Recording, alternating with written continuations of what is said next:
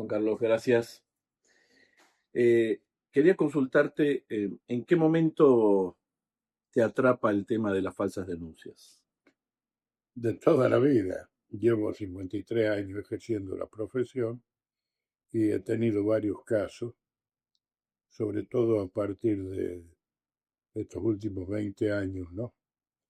Donde se exacerbaron respecto de los temas relacionados con lo que se llama violencia de género o cuestiones de género. Pero la falsa denuncia engloban todo un ámbito que excede eso también. Por ejemplo, en política se utiliza bastante la falsa denuncia. Entonces hay que recapitular hasta dónde nos sirvió la figura tal cual está tipificada en el código, ¿no? Que es un delito en contra de la administración de justicia. O sea, el bien jurídicamente protegido es el buen funcionamiento de la administración de justicia. Pero el daño va mucho más allá de eso. Hay familias enteras este, y toda una vida de interrelaciones que se destruye. Y eso es susceptible, si se quiere ser monetarista, hasta de apreciación pecuniaria, ¿no?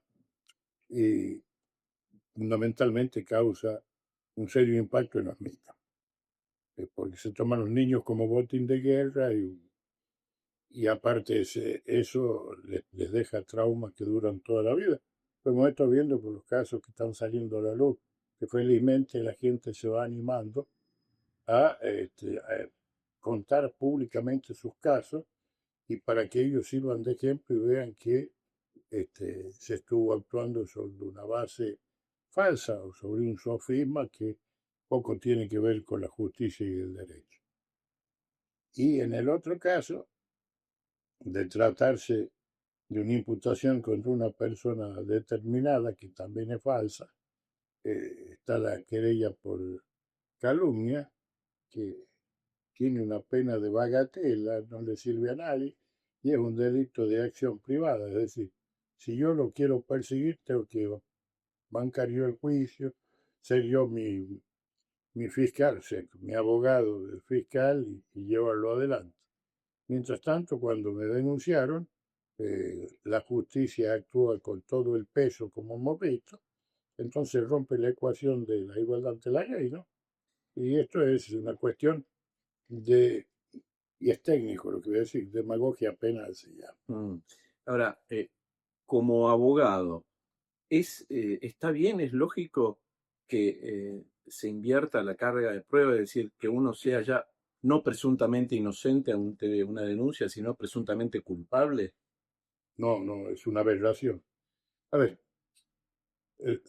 existe un libro muy famoso, El Derecho, que debiera ser de lectura obligatoria todos los años, incluso para los jueces.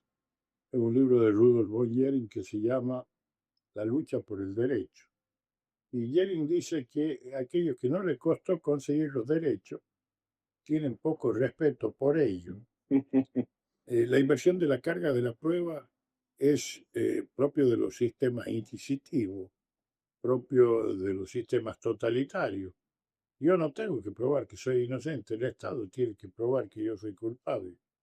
A muchos no les gusta, pero por ejemplo, eh, en Estados Unidos se usa una frase que debiera ser un paradigma mundial, ¿no? Más allá de toda duda razonable. Si el Estado que tiene el monopolio de la fuerza pública y que guarda para sí el jus puniendi, es decir, el derecho de castigar, tiene que acreditar que una persona es culpable más allá de toda duda razonable.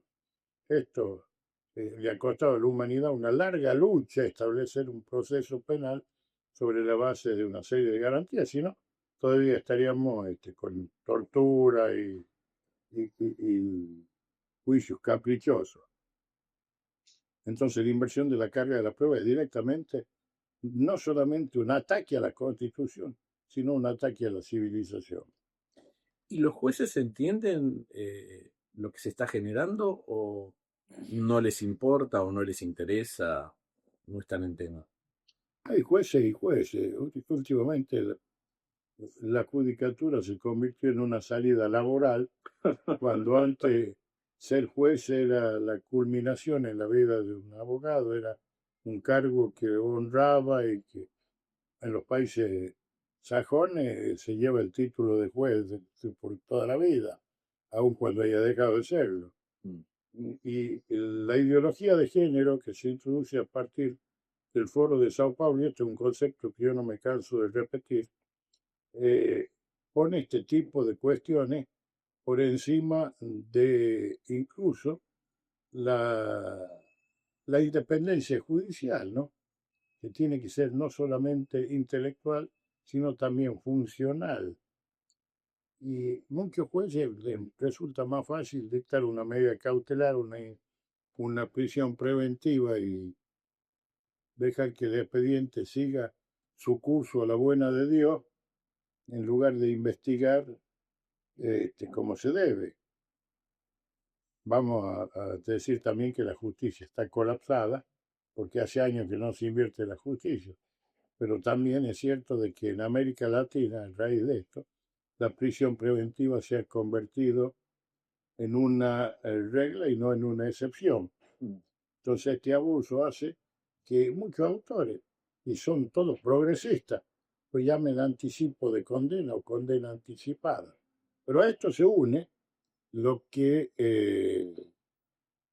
la doctrina española llama condena mediática o condena paralela, que es cuando se utiliza la difamación, es decir, cuando la prensa se hace eco y lo difunde a niveles superlativos, entonces directamente se destruye a una persona a niveles que nunca le va a poder recuperarse y le va a llevar toda una vida recuperar todo lo que había logrado. Porque siempre queda la duda, queda el... ¿Y por qué la noticia policial es barata? El sensacionalismo se ha hecho carne en muchos medios de difusión porque tiene su target, su público determinado y para ello publica. Entonces, los jueces también le tienen pánico a la prensa. Hay muchos juicios que son mediáticos, que terminan condenando la prensa o el juez termina dictando una sentencia a impulso de lo que dice la prensa, que puede ser muy bien intencionado o no. Todo depende del cristal con que se mire. Sí, a veces Pero no tiene que ver con una intención, sino con la falta de trabajo, hacerlo más fácil. Sí, es más fácil decir yo te creo hermana que investigar la verdad acá. Con este proyecto de ley y varios más que están en danza, eh, lo que se quiere es que se investigue.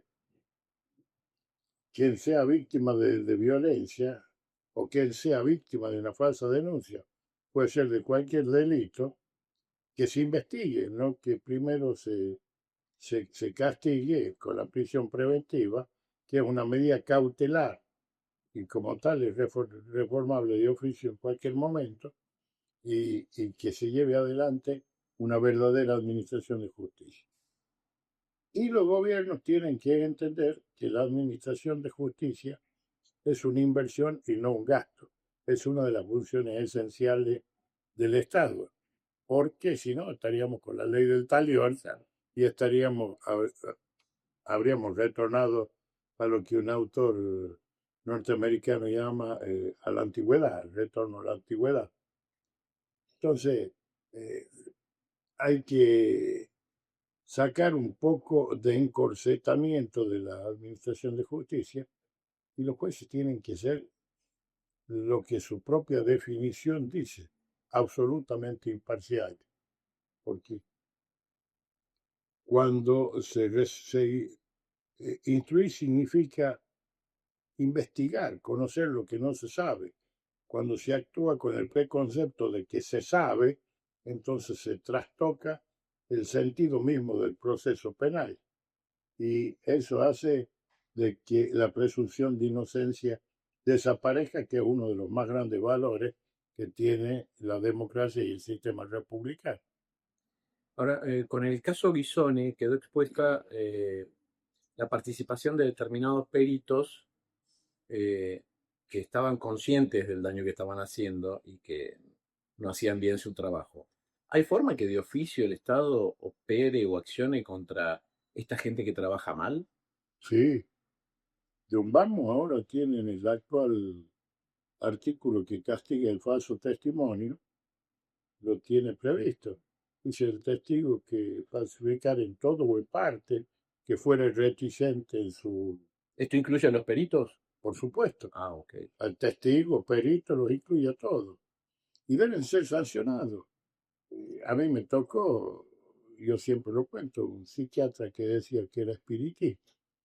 Me imagino que debe haber consultado con los espíritus para dictaminar este, cuál era la verdadera razón del trastorno narcisista de la personalidad, ¿no? En contra de lo que opina todas las autoridades mundiales sobre el tema.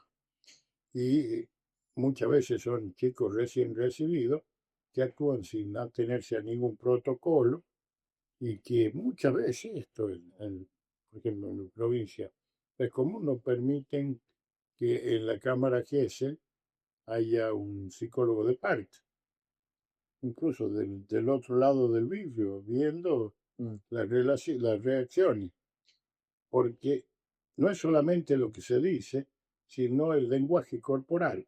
Solamente entre el 7 y el 10% comunicamos nosotros verbalmente, el resto es lenguaje corporal o gestual. Esto es una ciencia que está cada vez más avanzada y todos los tribunales de los países del primer mundo tienen peritos para consultar esto, ¿no? El tema del lenguaje gestual, que posibilita una mejor administración de justicia, o que sea justicia, porque hay personas que pueden mentir muy bien, pero su cuerpo indica otra cosa, claro. o o su idioma gestual. Todo este tipo de cuestiones hay que tenerlo en cuenta.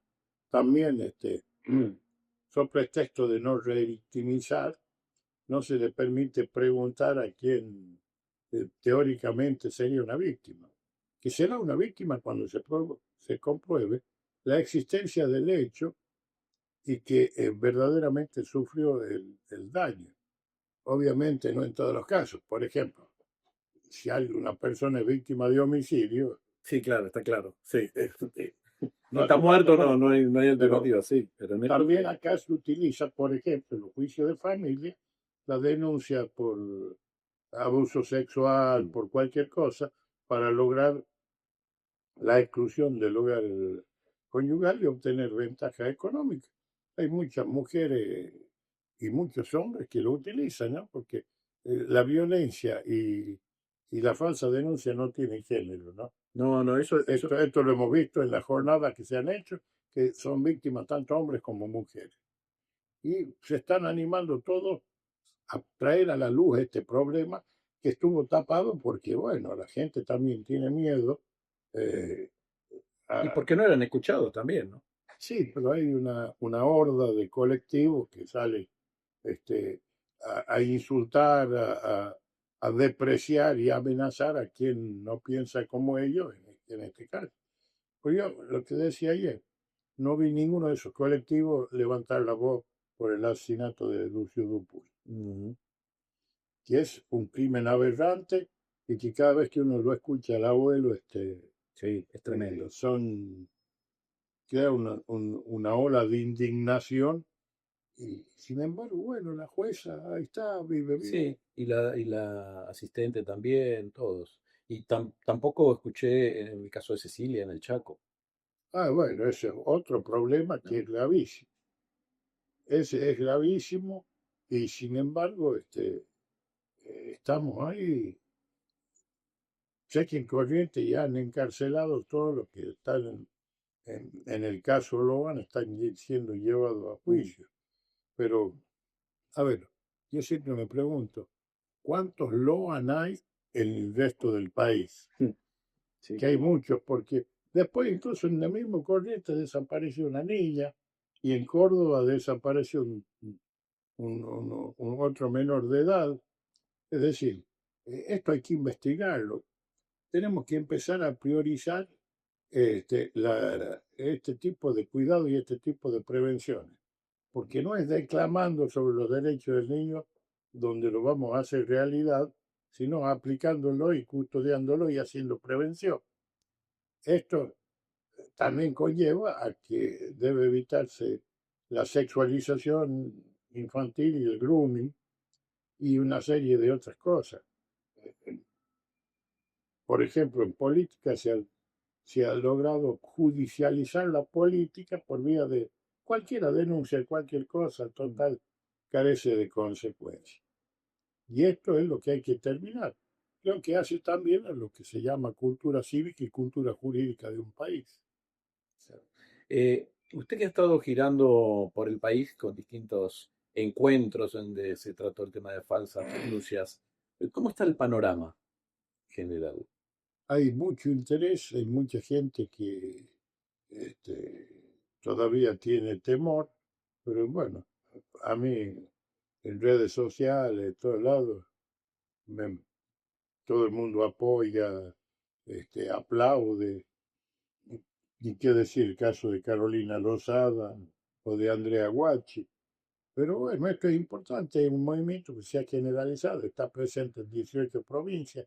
Hemos visto que está presente en Perú, en Bolivia, en Chile, en Uruguay, en España hace tiempo atrás que ya se empezó a condenar a quienes hacen falsas denuncias. Y esto va enraizado también con el falso testimonio, con agravar las penas por el falso testimonio, que está contemplado en el proyecto de ley de Carolina Lozada, que obviamente sufrirá alguna modificación para mejorar de acuerdo al criterio que se tenga cuando se debata, ¿no?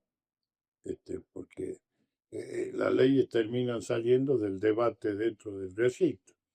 Pero lo importante es que se ha instalado en la sociedad algo que antes era un silencio absoluto y que ha producido desde suicidio hasta familias completamente destruidas, hasta niños cuya conducta se disoció de la realidad y siguen un camino incierto cuando no están desaparecidos de la familia y tienen un problema de adaptación terrible. A su vez, ha llevado a la construcción de los guetos o de las barras bravas o de las patotas, como se quiera llamarlas, que tienen sus reglas propias, su manera de identificarse y de actuar en sociedad distinta. Y esto es corrosivo del sistema social. No es simplemente la falsa denuncia para lograr algún rédito económico o, o, o si se quiere para quedar satisfecho, sino todo el daño colateral que produce, que es inmenso y que por eso hace falta que multidisciplinariamente se estudien todos estos fenómenos y que ayornemos la legislación para evitar. En Estados Unidos o en Alemania mismo, que de espejo nos miramos nosotros en el derecho penal, tiene penas muy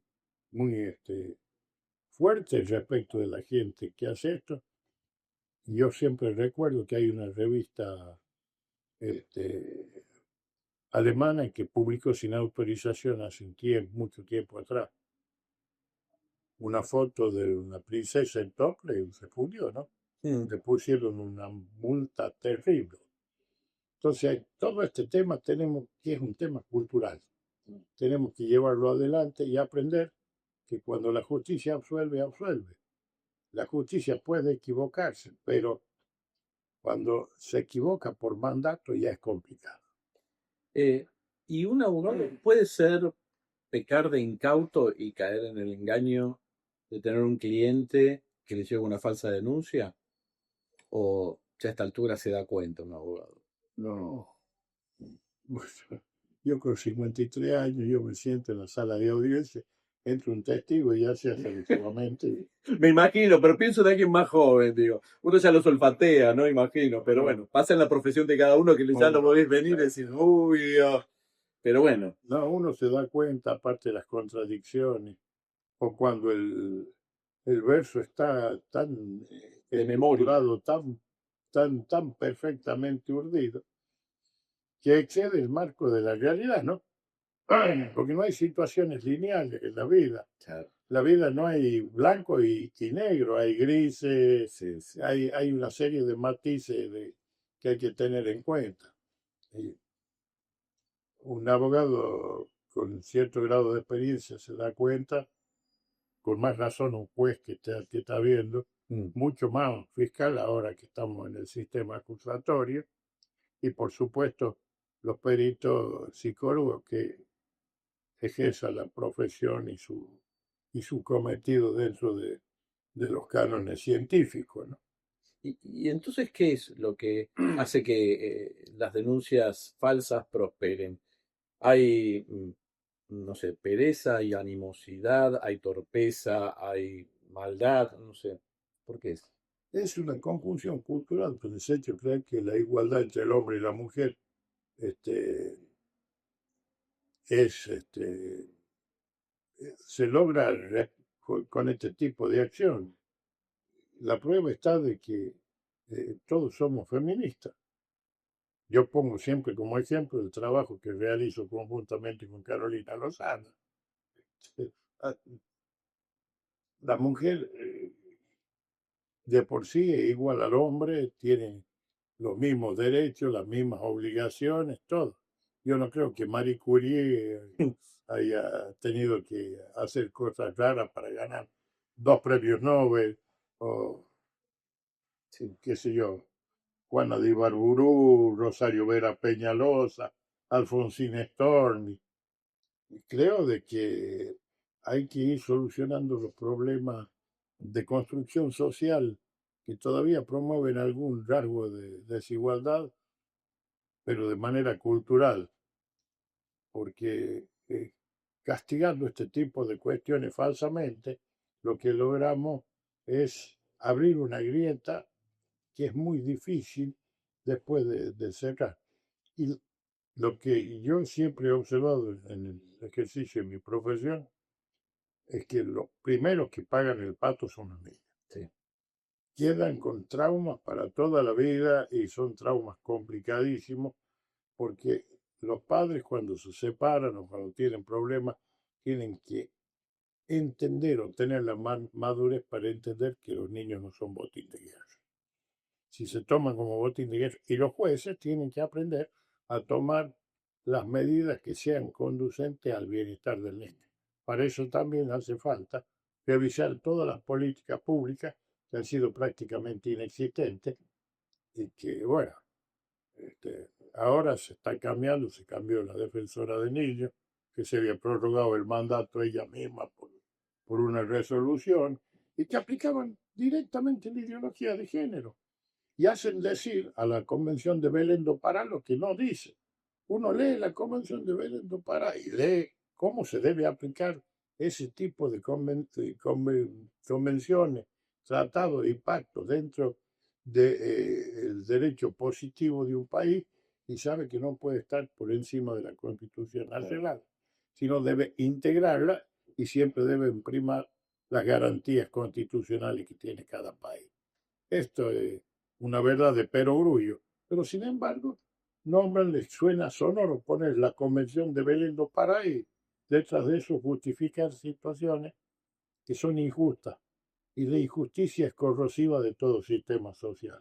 Y lo que es peor es corrosivo de la familia. En este caso, es también corrosiva del sistema este, político como tal, entendido con mayúscula, cuando se producen falsas denuncias. Por eso los países están estudiando seriamente y Estados Unidos fue señero en eso. Nixon terminó su proceso después de Watergate, cuando terminó la presidencia, para evitar crisis de gobernabilidad y crisis que incidan sobre la población.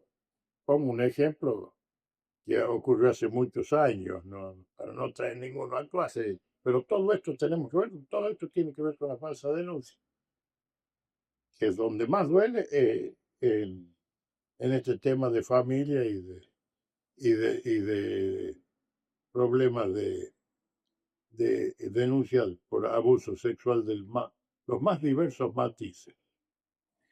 Para terminar, un consejo. ¿Qué puede hacer una persona que es víctima de una falsa denuncia?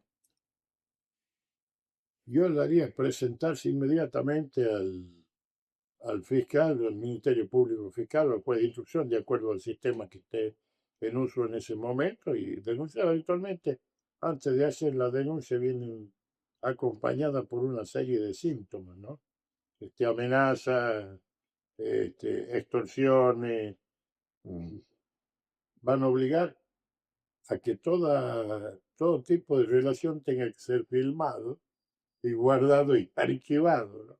Hubo un antecedente con los famosos juicios de mala praxis en los médicos, que en Estados Unidos, cuando uno iba al médico, le decía, esta entrevista o esta consulta va a ser filmada, grabada, para evitar problemas, lo cual, bueno, ya nos llevaría directamente, qué sé yo, a la novela de Lawrence Sanders, Los tapes de Anderson, ¿no? Claro. Que todo esté grabado, y eso impide una normal relación. Sí, igual hoy con la inteligencia artificial que las imágenes se pueden manejar también es relativo. Es decir, la inteligencia artificial no solamente puede manejar